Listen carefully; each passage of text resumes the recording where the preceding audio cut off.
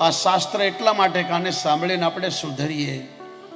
આ સુધરવા માટે કથા છે, આ બગડવા માટે કથા નથી.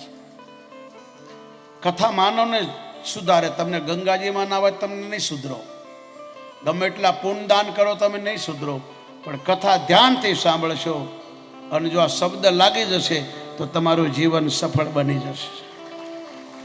શબ્દના માર્યા મરી ગયા, શબ્દે છોડ્યા ઘર બહાર. શબ્દો જેને લાગી ગયા એનો થઈ ગયો બેડો પાર. સાહેબ હું સાધુ છું, અમારામાં ગાજાઓ પીવે, બીડી પીવે.